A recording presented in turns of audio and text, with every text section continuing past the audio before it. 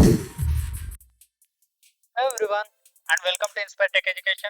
Before we start, let me show you the agenda for this AWS learning journey. Think this as our roadmap. So you will know what we'll learn step by step. Firstly, introduction to cloud computing. We will learn what is cloud and why companies use it. We will also see the basic idea of AWS called AWS fundamentals, and next compute services. We will learn services that runs applications on AWS.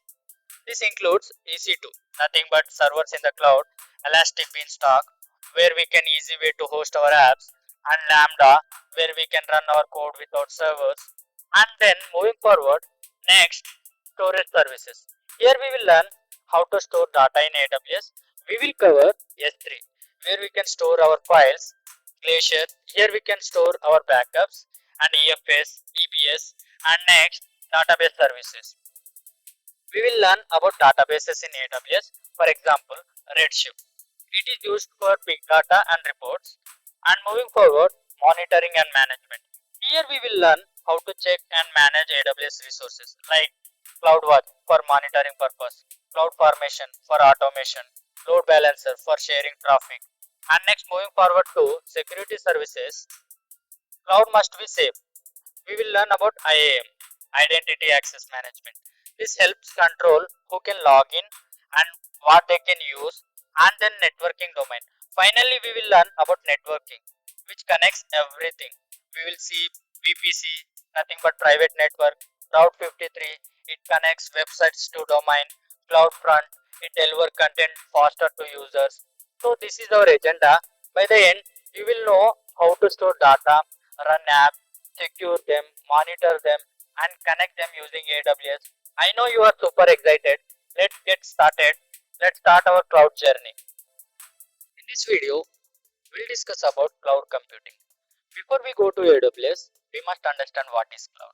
If you are using Gmail, Google Drive, Microsoft OneDrive, or watching videos on Netflix, Amazon Prime, then don't worry, you are already aware about cloud computing. Why I am saying this? All these services is based on cloud computing. Now, if we talk about cloud computing, it is providing on-demand services over the internet. Nothing but cloud means using computer, storage, and software from the internet instead of buying your own. Let me take one example. Think about Netflix. Nowadays, everyone using Netflix. You don't buy movies, right? Just you watch them online when you want. Same, cloud is also like this.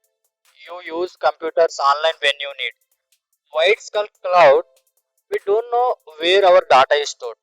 It is somewhere on the internet, like it is floating in the cloud. Now, let's discuss about what happened before cloud computing.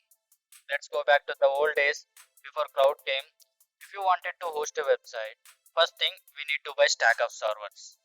We all know servers are very costly, and we need to install softwares, security tools, need to hire IT people to take care of them, keep them running all the time, right? So due to this, we faced many problems like very costly to start. Traffic is not same every time. Sometimes it is high, sometimes it is low. Servers can crash if traffic is high. Due to this, IT people get tired by monitoring 24 by 7. So let me take one example. Consider Zomato or Swiggy. So it's like buying 10 bikes thinking you will get 100 orders every day. But if only 10 orders come, all other bikes are wasted, right? Same thing happened before cloud. So another main challenge is the storage challenge. Now let's talk about data. Today we are making huge amount of data every second, like photos, WhatsApp messages, online shopping details, everything is going online. You need space for this data, right? I know you are running out of hard drive space. Due to that, cloud came into existence. All these issues, that is your cost, monitoring, maintenance, space, everything is taken care by cloud. So cloud solved all these problems. Let me take one example. Like you are using an Ola or Rapido or Uber cab. You don't buy the car, right? You pay only when you use it. That is how the cloud works. Nothing but cloud is cheaper, faster, and easier. That's why every company is moving to cloud now. Cloud, it is all about renting resources only for the amount you need and for the time you need them. Let me take one example. In AWS, you launch an EC2 server. You keep it on for 5 hours. You pay only for 5 hours, not for 10 hours.